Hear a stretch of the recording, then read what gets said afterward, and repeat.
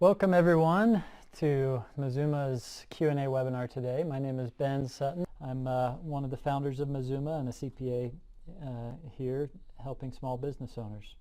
Of course, I'm a small business owner myself, and as such understand a lot of the issues that you face when you open and run a small business. So let's dive right into our agenda today. The topic is how to harvest some of the perks and the benefits, right, of being a small business owner. We've heard all the time that there's benefits. There's little things, little gifts and perks of owning a small business. So what are some of those? I won't be able to cover the whole scenario, all the many scenarios that come with being a small business owner, but hopefully I can get the juices flowing and help you recognize some of the areas that you can save money, some of the extra deductions that you can get just by nature of the fact that you have a small business. And then at the end we will go ahead and answer questions. So if you do have any questions throughout the webinar, you can post them in the Q&A section of the Zoom window, and we'll get to those after I cover the material.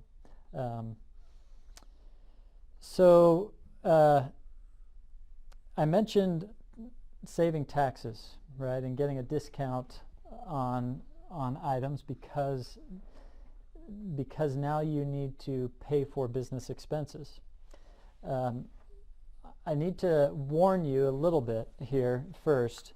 There are people out there who promote starting a small business just solely to get these tax benefits that I'm going to describe.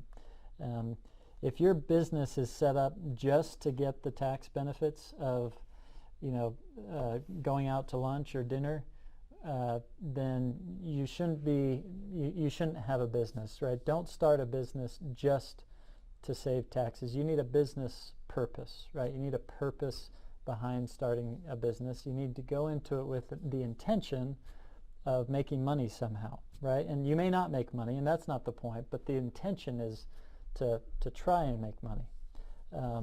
So business deductions and forming businesses is not solely done just to be able to write off a bunch of things that we can't otherwise write off if we're not small business owners.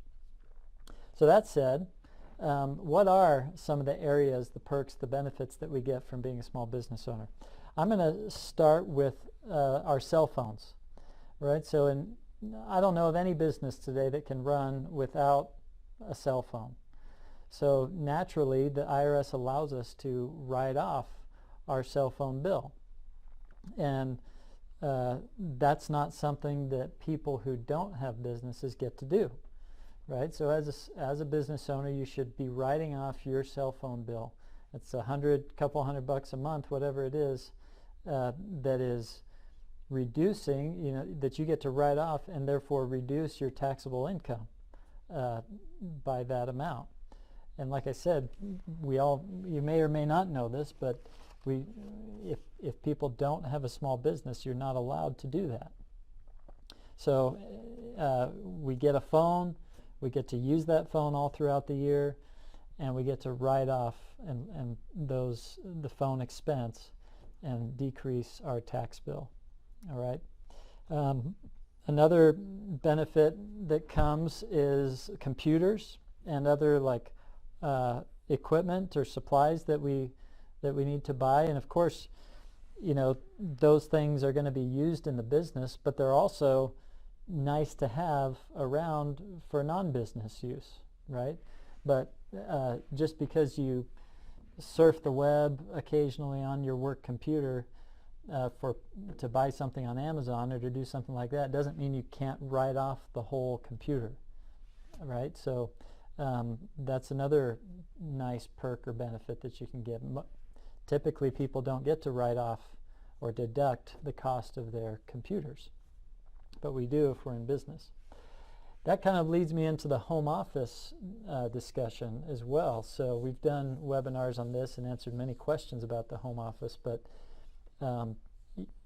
because you have a business, and if you are running that business from home at all, then a portion of your home expenses are deductible, right? You get to write off a portion of your heating and your air conditioning and your maybe your home internet, as well as some rent, a portion of your rent, and these things that typically people just have to pay and of course don't get any deductions for. If you're using your home for business, then you do qualify for deductions on those things. And that's nice, right? You're lowering your tax bill, increasing your refund because of these extra expenses that you get to take. Another one that came to mind was meals. So business meals are deductible. So if you're going out to lunch or dinner with friend, spouse, business contact, customer, and you are doing business during that meal, having a substantial business meeting, that qualifies that meal, that lunch, that dinner appointment as a business meal, and you can deduct that meal. Now, the IRS does have a blanket rule for meals saying that only 50% of them can be deducted, because like you got to eat half the meal, right? And the other person ate the rest, so you only get to deduct half of it. But still, that's something no one else gets to do if they don't have a business, right? And so essentially, it's like a discount on every meal, every business meal.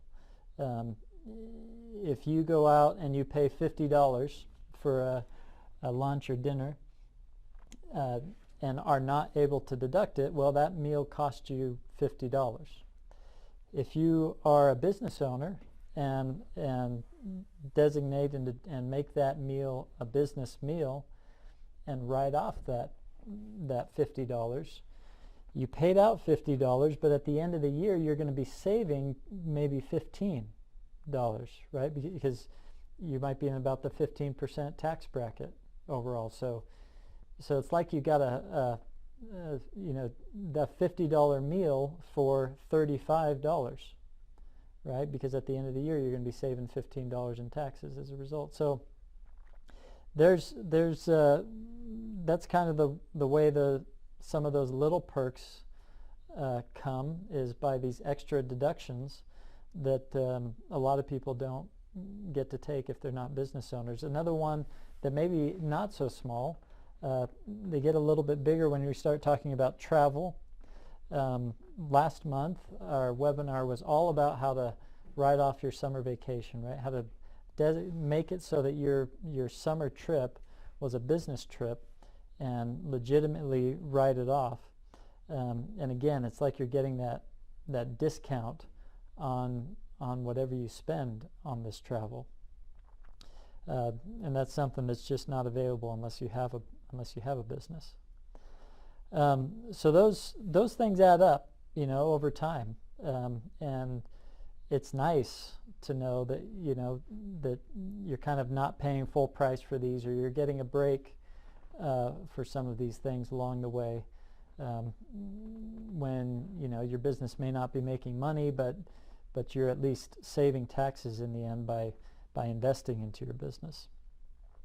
I want to give you an example now of a scenario of a business owner who had the opportunity to really take advantage of a business perk. Okay, so this was a couple, the husband and wife, and they were in the photography business, and they have always had a desire to go boating and be out on the lake. They grew up doing that with their family, and they were trying to find a way to do that with their family, their kids, right? So the gears started turning, and they started asking themselves, how can we get a houseboat? How can we afford to get a houseboat? And they realized, well, if it's a if we could somehow make a houseboat a business deduction, then that would mean if we invest 10 grand into a share of a houseboat out on Lake Powell, then if we can do it through our business, we get to write off $10,000, and thereby the net cost of that investment may have only been like $7,000 or $8,000. So it's like a huge discount. And they felt like if they could do it somehow through their business, they'd be willing, it would be worth it, right? Because not only would they get to enjoy the houseboat, but the idea would be that it would further their business. So they started, they're photographers, right? So how can we justify buying a houseboat as a photography business?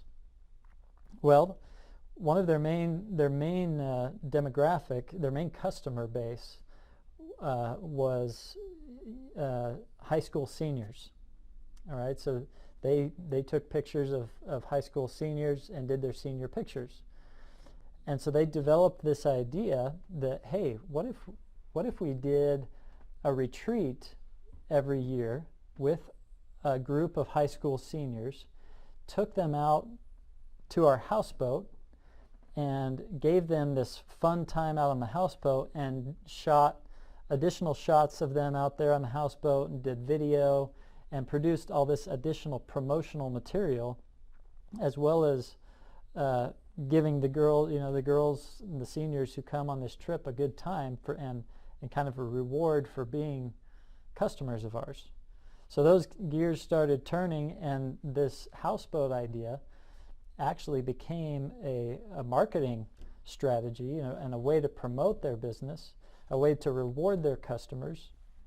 And they've been doing it now for a few years, and it's actually propelled their business forward. So seniors, sophomores and juniors in high school are seeing the seniors do this, and they're like, wow, look at this awesome trip they got to go on. I want to take my pictures there so that I can go on that trip too. Right? So they developed this legitimate, justified reason, business purpose behind investing $10,000 into a houseboat, and saved significant taxes. Yeah, they had to pay the $10,000, but it decreased their tax bill by $2,000 or $3,000 at the end of the year. It also created this great promotional platform that they've been using for years in their business. And what do you know? The side benefit is they get to spend 2 weeks a year out on the houseboat, right? And their kids get to come with them, and it's a legitimate business expense. So hope maybe that opens your mind a little bit to more than just the little meals and phone and those little things we can write off. Sometimes we can get a little bit more creative, think a little bit bigger, and create ways to justify significant perks and for ourselves and for our families along the way in the process of growing our business. Okay, so hopefully that helps and those examples help. We'll go ahead now and move into our questions. We hope to answer all your questions today if we have enough time. And if you are a Mazuma client, and we don't get to your question, just a reminder, as part of your subscription with us, you can schedule a time to meet with your accountant, or always submit questions through the chat window on your Mazuma dashboard, which is located at the bottom of the home page right after you log in. All right, so let's go ahead and get to the questions here. First one is, can I convert my personal mobile phone into a business mobile phone? Or, since I receive messages and phone calls for my business, does my personal mobile phone count in this manner? I'm a one owner, one employee business.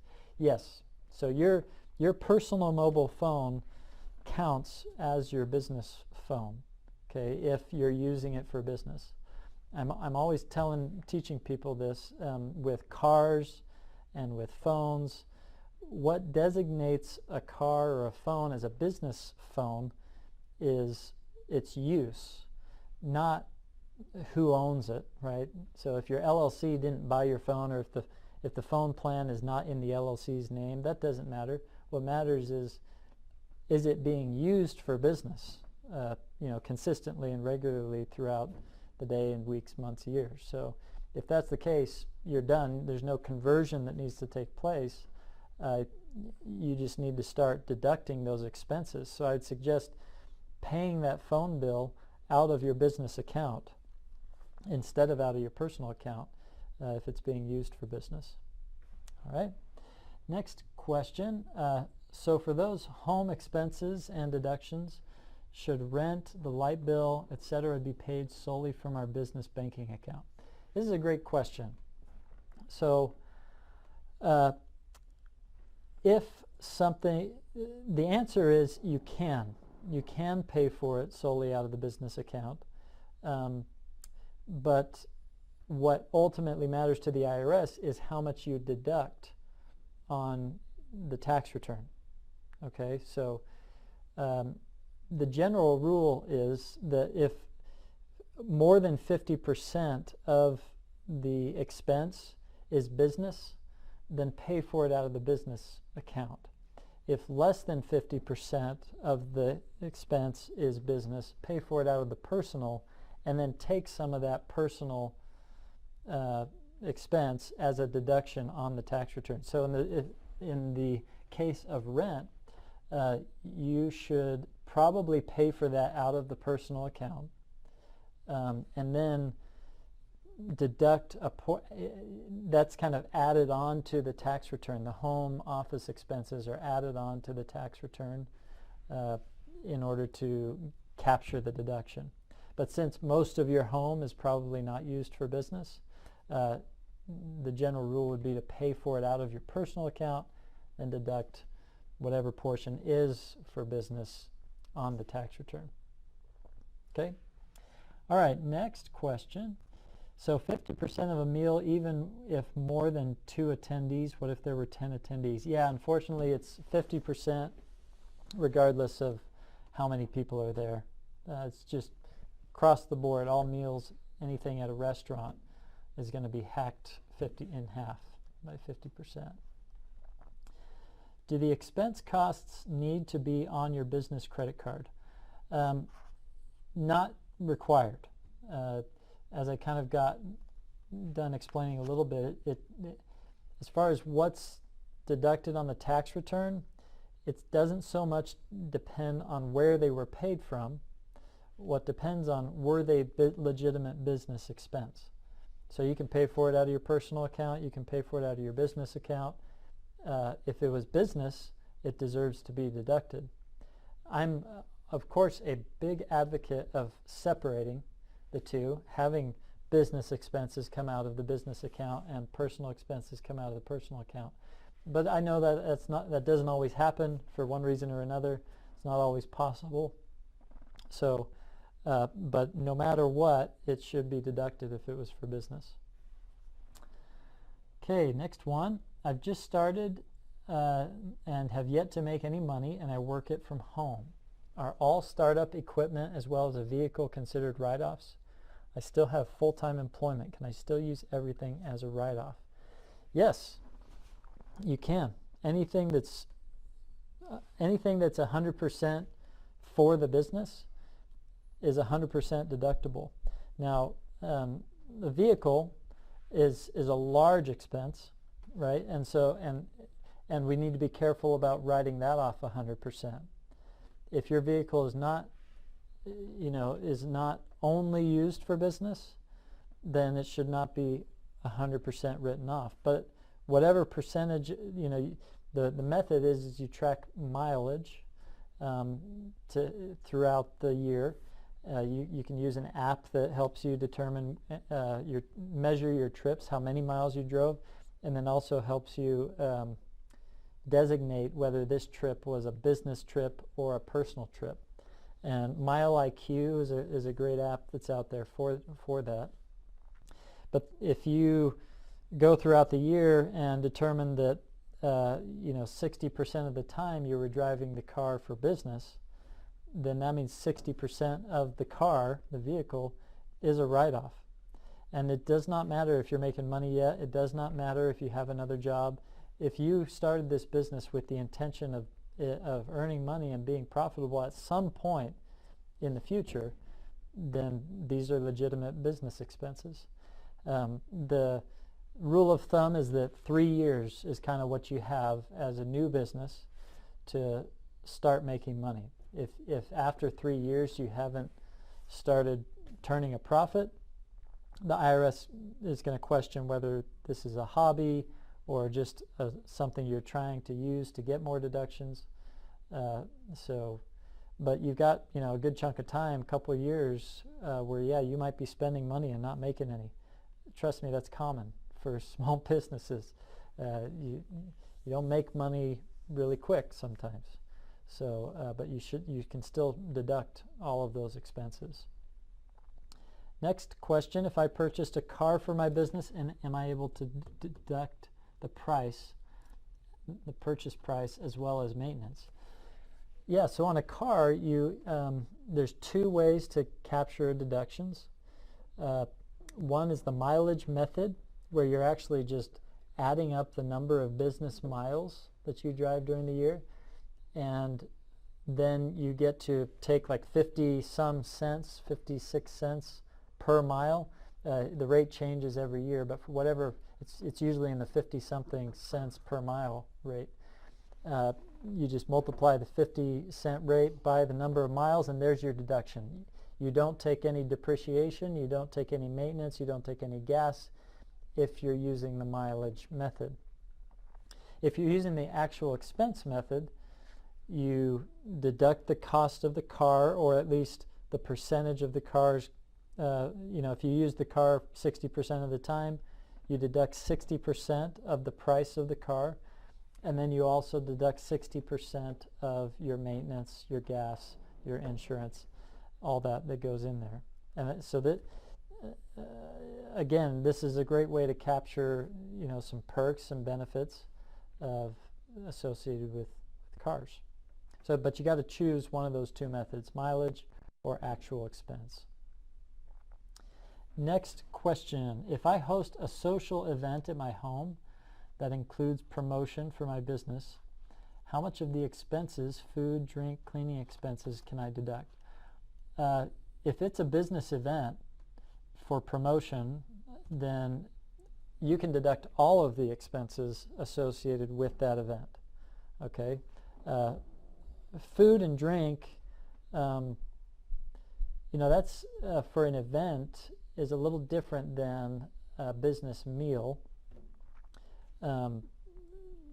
So if I'd want to double check and see whether, if you're hosting a large event, or if a sporting event or something, and everyone comes and you're providing food for everyone, if that's the same as a meal or not. But yes, you can deduct all the expenses associated with putting on that event. Okay, because you're not deducting extra things that aren't business related. If that event is for promoting the business, then it's all deductible. Next one, is it true that if I use my home as a business address, I can deduct 30% of my rent? So it doesn't matter whether you put the address as a business address. What matters is, are you using 30% of your home exclusively for business activity? So if you're not, then no, you can't deduct 30% of your rent. If you're using 10% of your home as, exclusively for business activity, then you get to deduct 10%. Whatever, you get to deduct 10% of your rent, your utilities, maintenance, and everything. Whatever percentage of, so you'd use the square footage. So you'd say, here's the number of square feet that I'm using exclusively for business, and here's the number of square feet for my whole home. Divide that in. Whatever percentage that is the percentage of rent, utilities, maintenance that you get to deduct as a home office deduction. All right? Alrighty. how do you determine the percentage of rent? Oh, I just mentioned that. Do you have any tools or strategies to assist in keeping track of business expenses from personal? So step number one with this is opening up a separate bank account for your business. Okay, so you want to keep personal, like you're suggesting, we do need to keep personal and business transactions separate. So the best tool for that is opening up a separate bank account. And hopefully you can find a bank or credit union where you can work out a free checking account, right? These days you should be able to find a free checking account, and so that you're not paying fees for this extra account. But then run business through the business account, personal through the personal account. Maybe you need cash to buy something personally, you're going to transfer money out of the business into the personal and then pay for that personal item out of your personal account. All right, so, and then from there, obviously, we do bookkeeping and reconciliations all the time to keep track of that business account for you as the small business owner, right? That's what Mazuma does, is we reconcile the business bank account, tracking and categorizing every single transaction to make sure that it's available for deduction on the tax return at the end of the year, driving that taxable income down, driving those taxes down, saving you money. So separating your business from your personal account, and then having an accounting system set up to monitor all the activity in that business account would be the key process for doing that. And Mazuma, of course, I think is a great option. Next one, I'm currently using my personal vehicle to tow my business trailer, but I'm making my payments through my business account. Will I be able to deduct this from my taxes? Yeah, you should. You will. Like I mentioned, if you're using your personal vehicle to tow the business trailer, meaning to do business in the trailer wherever you're going, then that personal vehicle essentially becomes a business vehicle as you're using it to tow. So you will be able to deduct a portion of those vehicle expenses on your business tax return. Is computer equipment and my truck able to be on an accelerated deduction for 3 years? Yeah, in fact, now you might be aware that there's some even better deductions available for vehicles and equipment. This is going to sunset at some point, but this year it's 100% deductible. So all in the first year. So you get to deduct the full cost of a business vehicle, the portion of it that's used for business, and your equipment, all in the first year. So, okay, I do a lot of time and gas and truck wear and tear on my house hunting for the flipping business. Many times I don't want or cannot purchase the house. How can I remove that downtime and loss of gas and time on my taxes? So the time you can't really add that, get a deduction for your own time. If you were paying somebody to spend the time to go do that for you, obviously you get to deduct your payments to them. But since it's your own time, there's no extra deduction. All of the gas and the wear and tear on the truck or the vehicles should be deducted, though. So anytime you're traveling around looking for homes to buy, whether you buy them or not, your research is a business activity, and all of the expenses that go into that should be deducted. Okay, we're getting close to the end of our time here. We've got a few more questions we can answer. Please talk about the benefits of a 1099 contractor versus employees. So that if you're a business owner and you're paying someone to do work for you, it's way simpler to pay them as a 1099. Let's just put it that way. You don't have to set up a payroll service. You don't have to withhold and remit taxes to the IRS or to the state. You don't have to file payroll tax returns. There's a huge headache that comes with making someone a W-2 employee. So 1099 contractor is going to be simpler just because of the regulatory and administrative requirement of running payroll. The problem, the issue is that the government will require you to make someone W-2 if they meet certain conditions, right? And we probably don't have time to go into all those conditions right now, but basically, if this person you're paying doesn't have their own business and they don't provide this service to other people as well as you, most likely they need to be a W-2. All right, that's the general rule of thumb. If they do have their own LLC and you're not their only customer, they're doing this service for other people, then chances are you can make them 1099. But if they're just you, if you're all they're doing, your business and helping you is all they're doing, they probably need to be W-2. All right, let's skip down a little bit. Software subscriptions, hosting, mail accounts, those are all deductible. Do I need to pay tax that I didn't start the business? I just registered the business. Oh yeah, if you registered the business, and like in California, for example, they'll expect you to pay the $800 annual fee. In other states, though, there will be no taxes, but you'll have to keep renewing the business registration. Can I sell my personal computer that is now used for business to the business? You can, but there's no need to. You can contribute it into the business. You just say, this is now my business computer, right? And no need to sell it. When you make it a business computer, the value of that computer is a deduction when you make that transfer in. Okay, well I think, we got a couple more we're going to go to here. So are there any special offers for bookkeeping through Mazuma? Yeah, there's always benefits. We can offer free months at a time. We've got some plans available right now that we can offer you that aren't posted on our website actually right now, that allow people to get in at a lower rate.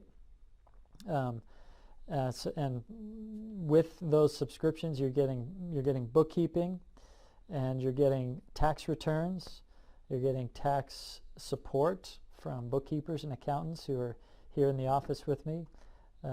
So definitely inquire through the website or give us a call, and we'd be happy to inform you more of those.